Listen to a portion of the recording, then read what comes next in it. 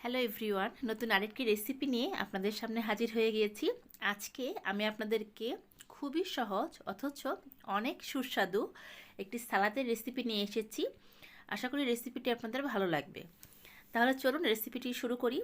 এই জন্য এখানে আমি শসা নিয়ে নিয়েছি। আমি এখানে 4-5টার মতো শসা ছুলে তারপর পরিষ্কার করে এরকম ছোট ছোট করে কেটে নিয়েছি। এগুলোকে কিন্তু খুব বেশি ঝুরি করে কাটা যাবে না, তাতে করে শসাটা যখন আমরা হাত দিয়ে মাখবো শসা থেকে জল বের হয়ে যাবে। এই জন্য একটু মোটা করে আমি পিসগুলো কেটেছি। আপনারাও চেষ্টা করবেন একটু মোটা করে এই শসাগুলো কেটে নেওয়ার। তারপর পেঁয়াজটা কেটে নিয়েছি, পেঁয়াজটাও কিন্তু শসার মতো একটু বড় করে কেটে নিয়েছি। এখানে আমি 5-6টা শসা নিয়েছি আর 4-5টা পেঁয়াজ কেটে নিয়েছি। সাথে দিয়ে দিলাম ঝালের জন্য পরিমাণ মতো কাঁচামরিচ। ঝালটা যে যার টেস্ট অনুযায়ী দিয়ে নেবেন। সাথে দিয়ে দেবো স্বাদ মতো লবণ।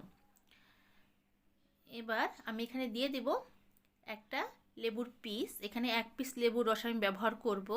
লেবুর রসটা খুব বেশি দেব না, তাতে করে টকটা বেশি হয়ে যাবে।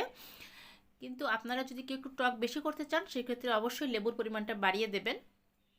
আদারওয়াইজ 1 পিস লেবু দিয়ে কিন্তু এই সালাডটা খেতে খুবই ভালো লাগে। একটু টক একটু ঝাল, কিন্তু খেতে খুবই টেস্টি। এবার শসাটাকে আমি খুব ভালো করে মেখে নিচ্ছি। এটাই কিন্তু খুব প্রেশার দিয়ে আপনারা মাখতে যাবেন না, তাহলে শসা থেকে এবং পেঁয়াজ থেকে জল বের হয়ে আসবে। আলতো হাতে সালাডটাকে আমরা হালকাভাবে মেখে নেব।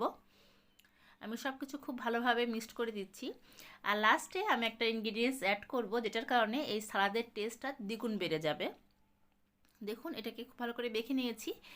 এবার এখানে ফ্লেভারের জন্য এবং টেস্ট বাড়ানোর জন্য আমি এখানে দিয়ে দেবো ধনেপাতা কুচি।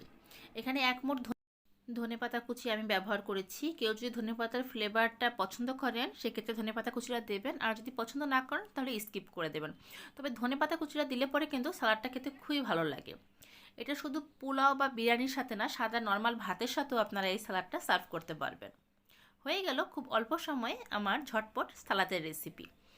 আশা করি রেসিপিটি আপনাদের ভালো লেগেছে। যদি ভালো লেগে থাকে তাহলে আমার চ্যানেলটা সাবস্ক্রাইব করে পাশে থাকা বেল আইকনটা বাজিয়ে দেবেন এরকম রেসিপি পাওয়ার জন্য। ফিরবো আরেকটি নতুন রেসিপি নিয়ে। সেই পর্যন্ত আশা করি সবাই ভালো থাকবেন, সুস্থ থাকবেন। ভিডিওটি দেখার জন্য ধন্যবাদ।